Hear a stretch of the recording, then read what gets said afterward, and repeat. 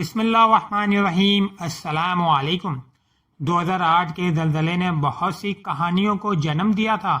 آزاد کشمیر کے اس خوفناک زلزلے میں ہماری خالہ کا گھر بھی تباہ ہوا اور خالہ خالو کے ساتھ ان کے 2 بیٹے جاں بحق ہو گئے۔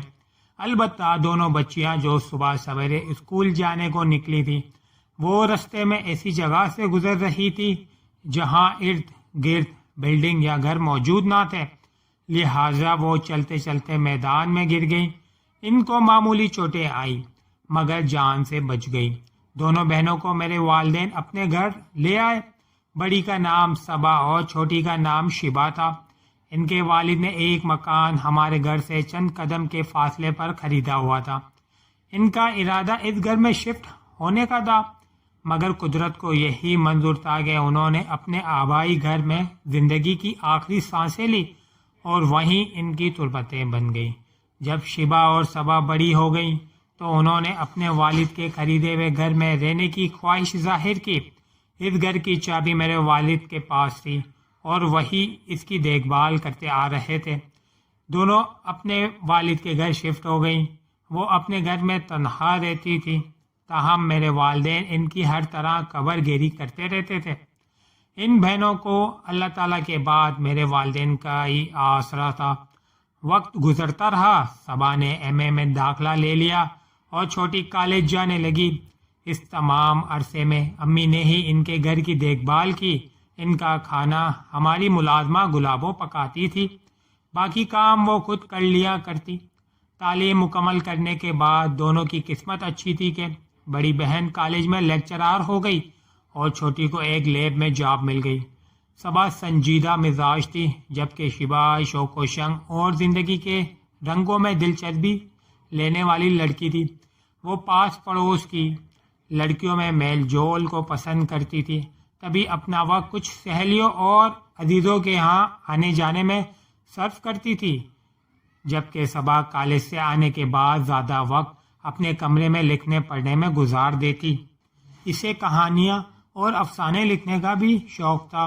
اس کی تحریروں رسائل و جرائد میں چھپتی رہتی تھی۔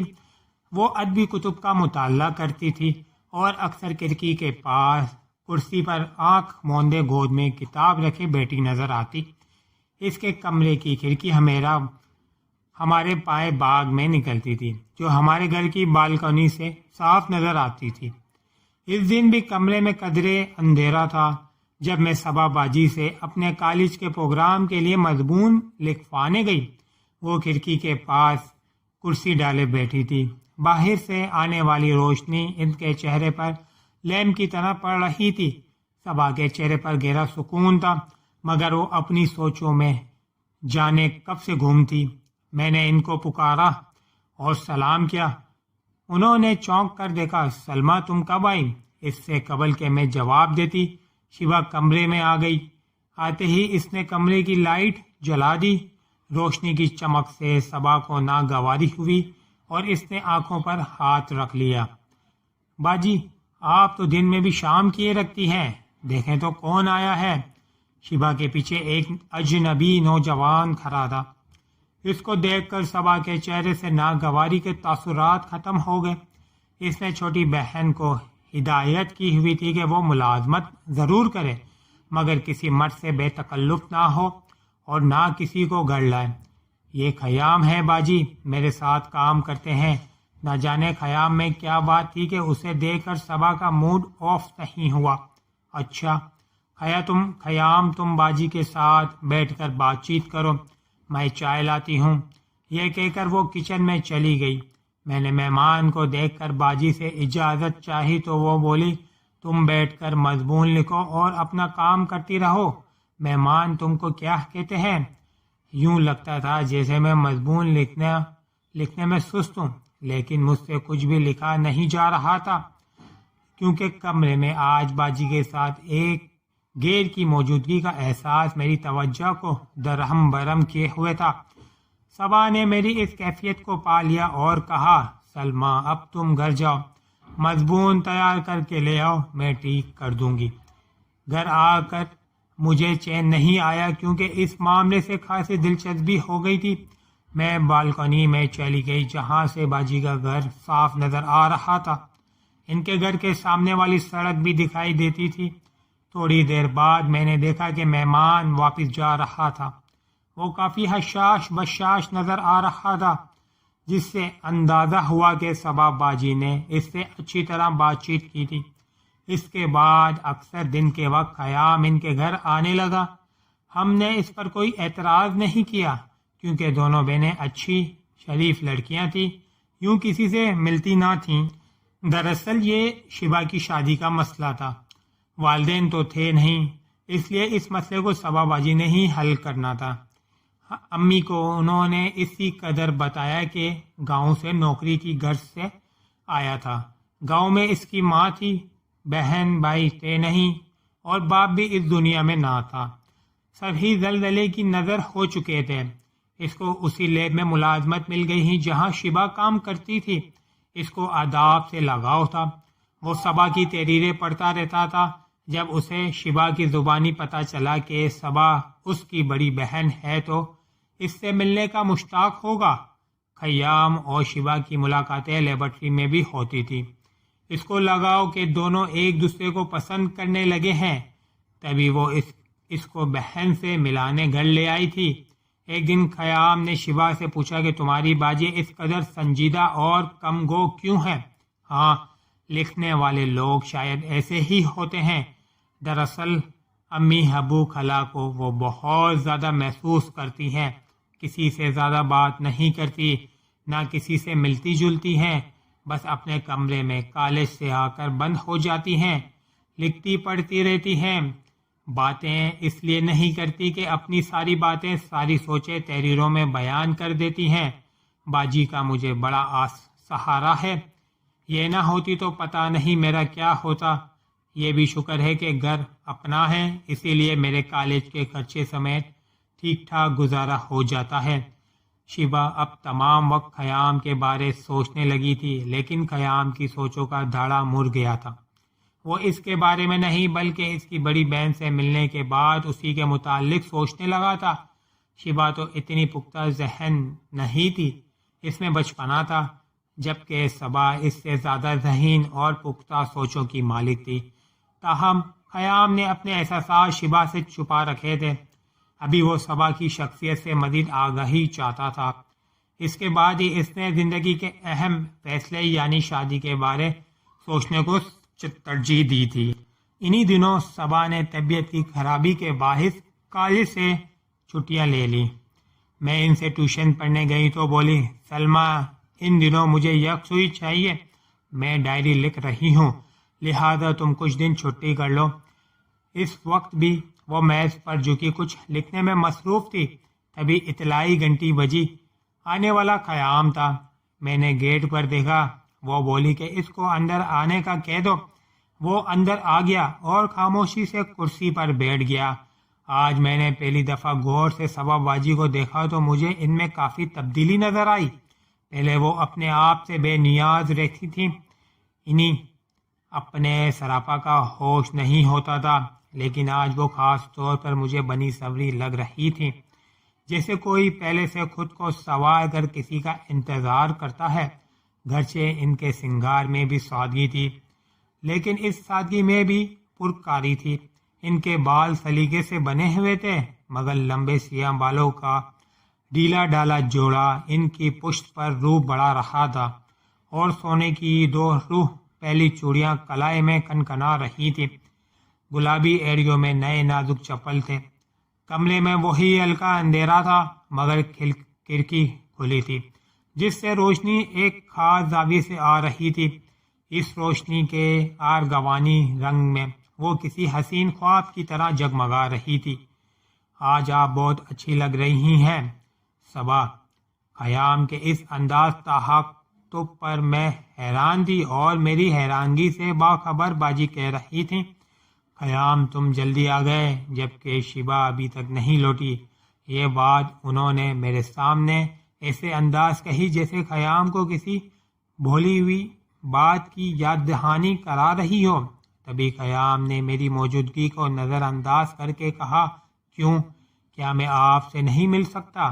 باجی نے ایک نظر مجھ پر ڈالی اور پھر گویا ہوائیں، ہاں کیوں نہیں مل سکتے، لیکن تم مجھ سے مل کر بور ہی ہوگے، اس بوریت سے تو مجھے عقیدت ہو گئی ہے۔ وہ بولا، اور یہ آج سے نہیں تبھی سے ہے جب سے آپ تحریرے پر رہا ہوں۔ تبھی میں نے باجی سے اجازت چاہی اور گھر آ گئی۔ یہ سردیوں کے دن تھے، باجی باغ میں میز کرسی ڈالے کچھ لکھ رہی ہوتی تھی اور خیام ان سے ملنے آ جاتا تھا۔ میں بیلکونی سے دیکھتی، وہ دونوں باغ میں اس جگہ کرسیاں ڈال لیتے جدھر دھوپ ہوتی اور باتیں کرتے رہتے، یوں لگتا جیسے خیام ان کے افسانوں پر اظہار رائے کے بہانے خود باجی کی شخصیت کو پڑھنے کی کوشش کر رہا ہو۔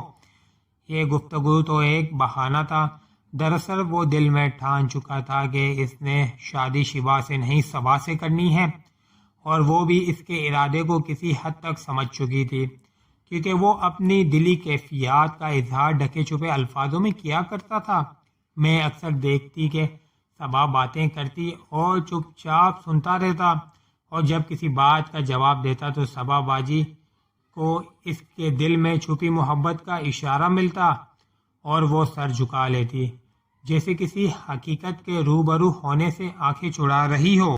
رفتہ رفتہ ان کے ماں بہن تکلف و حجاب محو ہو گیا، اپنائیت کا احساس عروج کو پہنچ گیا۔ ایک دن میں باجی کے پاس ٹیوشن پڑھنے گئی، اس وقت شبا بھی گھر پر ہی تھی۔ اس نے قیام سے آنے کی شکایت کی، صبا اور قیام دونوں اس شکوے پر چپ ہو گئے۔ ان میں سے کسی نے یہ نہیں کہا کہ قیام تو یہاں روز آتا ہے، لیکن اس وقت جب شبا ڈیوٹی پر ہوتی ہے۔ ایک دن شبا ڈیوٹی پر گئی، مگر 3 گھنٹے کے بعد چھٹی لے کر آ گئی کیونکہ اس کی طبیعت خراب تھی۔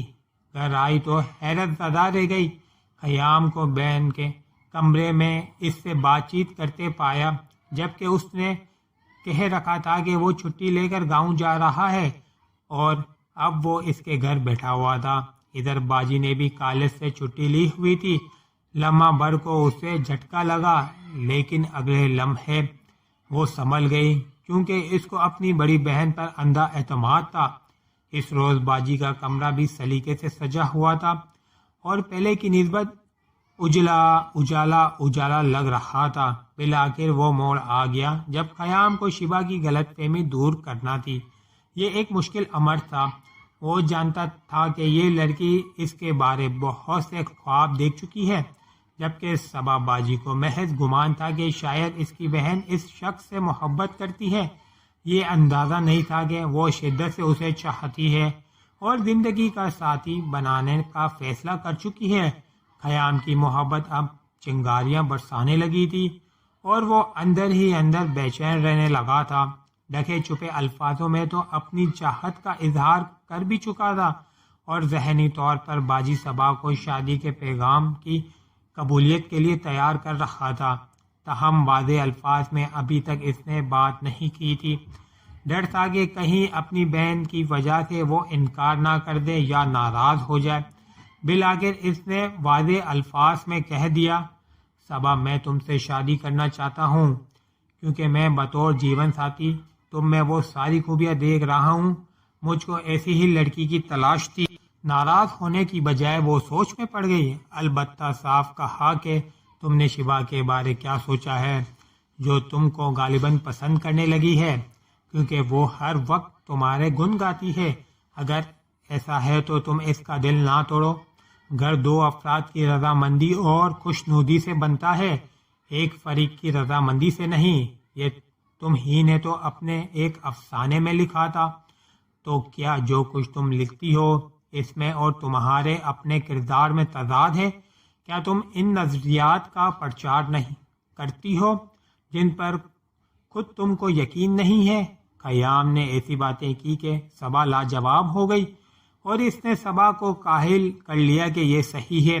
شادی کے لیے صرف ایک فریق کا رضامند ہونا کوئی معنی نہیں رکھتا جب تک دوسرا بھی اس معاہدے کو دل سے قبول نہ کرے۔ تاہم وہ سوچ میں پڑ گئی۔ کوئی دوسری لڑکی ہوتی تو بات اور تھی، لیکن یہ اس کی چھوٹی بہن کا معاملہ تھا۔ اس نے کہا، خیام، زندگی کے اہم فیصلے اس قدر جلد نہیں کیے جاتے۔ تم سوچ لو، میں بھی سوچ کر جواب دوں گی۔ کہیں دن تک وہ کھوئی اور گمسم رہی۔ اس کی کیفیت اتنی واضح تھی کہ چھوٹی بہن نے نہ سمجھتے ہوئے بھی اس کی پریشانی کو سمجھ لیا۔ دراصل صبا اپنی کیفیت اور احساسات چھپا ہی نہیں پا رہی تھی۔ وہ جو سوچتی تھی اس کے چہرے پر اس کا عکس نظر آنے لگتا تھا۔ چھوٹی بہن اتنی سیانی نہ لگتی تھی لیکن حقیقت میں سیانی نکلی اور عین واحد میں تمام معاملات سمجھ گئی۔ اس نے خیام کی برائیاں کی بہن سے کرنا شروع کر دی۔ ذرا دیکھو تو اس بندے کو، میں نے تو اس کو محض ایک اچھے انسان کی طرح دیکھا تھا اور غلط امیدیں لگا بیٹھا۔ شاید وہ سمجھا تھا کہ میں اس سے شادی کرنا چاہتی ہوں، حالانکہ ایسا نہیں ہے۔ شادی کے نقطۂ نظر سے تو میں اس کو پسند نہیں کیا۔ خدا جانے یہ خیام کس غلط فہمی کا شکار ہے اور میرے بارے اس نے یہ باتیں اس مہارت سے کی ہے کہ اس کی بہن کو شک بھی نہ گزرا کہ وہ اس کی خاطر یہ سب باتیں کہہ رہی ہے۔ تبھی صبا نے سوچ لیا کہ اس بار جب قیام اسے شادی کا پیغام دے گا تو وہ اسے مایوس نہیں کرے گی۔ وہ سمجھ رہی تھی کہ قیام جیسے شخص کا پھر ملنا ممکن نہیں، کیونکہ وہ اس کے دل کی بات سمجھتا ہے اور دونوں میں مکمل ذہنی ہم آہنگی تھی۔ اب جب قیام آیا تو صبا نے کہا، تم اچھی طرح اندازہ کر لو، کہیں شیبہ تم سے سچ مچ محبت نہ کرتی ہو۔ وہ پہلے تمہاری بہت تعریفیں کرتی تھی۔ جب وہ تم کو پہلی بار گھر لائی تھی تب میں یہی سمجھی تھی کہ وہ تم کو چاہنے لگی ہے اور مجھ سے شادی کی اجازت چاہتی ہے، لیکن اب کچھ دنوں سے تمہارے بارے اس کا انداز دوسرا ہے۔ خدا جانے اسے کیا ہوا ہے۔ تمہاری بہن کو مجھ سے امیدیں ہیں کہ نہیں، مجھے خبر نہیں۔ اس نے کبھی زبان سے ایسی کوئی بات نہیں کی، لیکن مجھے تم پسند ہو اور میں شادی تم سے کرنا چاہتا ہوں۔ خیام میں محبت کے چکروں پہ یقین نہیں کرتی۔ اگر تم یقین نہیں کرتی تو پھر ایسی تحریریں کیوں رقم کرتی ہو جس میں محبت کے جذبات ہوتے ہیں؟ کیا یہ سب کھیل ہے؟ تمہاری کہانیوں میں واضح طور پر ایک تڑپ، کسک اور انتظار کی کیفیت رہتی ہے، اور تحریریں انسان کے جذبات کی ترجمانی کرتی ہے۔ کیا تمہیں کسی کا انتظار نہیں؟ کیا تم اس زندگی سے خوش ہو؟ تم لاکھ چھپاؤ مگر تمہاری تحریریں تمہارے اندرونی کیفیات کی گماز ہیں۔ دیکھو صبا، کاغذ اور قلم سے باہر بھی ایک جیتی جاگتی خوبصورت دنیا ہے، اور تمہاری اس دنیا سے بہت زیادہ حقیقی اور بڑی ہے، جو تم اپنی سوچ کی کھڑکی کے فریم سے دیکھتی ہو۔ کبھی اس سوچ سے، اس فریم سے اپنی تصوراتی دنیا سے نکل کر تو دیکھو، حقیقی اور جیتی جاگتی محبت کو محسوس کرو۔ شاید تمہاری تحریروں سے شام کے سائے چھٹ جائیں۔ صبا گنگ سی کسی گہری سوچ میں ڈوبی کھڑکی سے باہر نظر جمائے سن رہی تھی۔ اگر وہ اچھی افسانہ نگار تھی، وہ بھی بہترین مقرر اور نقاد تھا۔ صبا کو محسوس ہوا کہ وہ تصوراتی دنیا کا نہیں، حقیقی زندگی کا باسی ہے۔ اس نے برسوں خوابوں کی دنیا میں رہنے بسنے والی صبا کو پل بھر میں حقیقت کی دنیا میں کھینچ لیا تھا۔ شادی کبھی تو کرنا ہوگی، اس نے سوچا۔ اگر شیبہ اس سے شادی نہیں کرنا چاہتی اور یہ بھی میرے ساتھ گھر بسانا چاہتا ہے تو کیوں نہ میں ہی اس کے ساتھ گھر بسا لوں۔ اسی وقت شیبہ آ گئی۔ فضا میں رچی ہوئی خاموشی نے اسے سب کچھ بتا دیا کہ کچھ دیر پہلے کیا گفتگو ہو رہی تھی۔ تبھی آگے بڑھ کر اس نے بڑی بہن کا ہاتھ خیام کے ہاتھ میں تھما دیا۔ جو فیصلہ کرتے ہوئے آپ لوگ جھجک رہے ہو وہ میں نے کر دیا ہے۔ اب اس بندھن کی لاج رکھنا، اس کو عمر بھر نبھانا، توڑنا نہیں۔ فیصلہ تو بڑی بہن نے کرنا تھا، لیکن آج چھوٹی بہن بڑی سے بھی بڑی ثابت ہوئی تھی۔ صبا کی شادی اس نے بڑی خوشی سے اس شخص سے کروا دی جس کو خود پسند کرتی تھی۔ یہ بھی نہ سوچا کہ بعد میں وہ اکیلی رہ جائے گی تو اس کا کیا ہوگا۔ صبا باجی کی شادی ہو گئی تو خیام نے اسے گاؤں لے جانے کی ضد کی۔ وہ سسرال چلی گئی۔ آج کمرے کی کھڑکی سے روشنی نہیں آ رہی تھی، بلکہ کھڑکی بند تھی اور مکمل اندھیرا تھا۔ چلو باجی کی شام کا دن تو چڑھا۔ میں نے سوچا اور شیبا کو ڈھونڈتی اس کے پاس جا پہنچی کیونکہ جانتی تھی کہ وہ اکیلی ہے۔ شیبا صبا باجی کے کمرے میں ان کی کرسی پر بیٹھی تھی۔ کمرے کی لائٹ آف تھی۔ میں نے بتی جلائی۔ اس نے ہاتھ منہ سے ہٹا کر مجھے دیکھا۔ وہ رو رہی تھی۔ یہ تنہائی کا عذاب تھا کہ بہن کی یاد یا پھر خیام کی بے وفائی جو آنسو بن کر اس بیچاری کی آنکھوں میں سما گئی تھی۔ میں نے اسے پیار کیا، گلے سے لگایا تو اس نے میرے کندھے پر سر رکھ دیا اور جی بھر کر روئی۔ یہ درد جدائی تھا جو اس کو رلا رہا تھا۔ تبھی گھر آ کر میں نے سوچا کہ آج میں بھی کہانی لکھوں گی، اس کی جو کہانیاں لکھتی تھی، لیکن اسی بہن کو ایک ادھوری کہانی کا رنگ دے کر تنہائی کے الاؤ میں جلتا ہوا چھوڑ کر پیا سنگ چلی گئی۔ محبتیں اور رشتے آخر کوئی کسی پر اعتبار کرے۔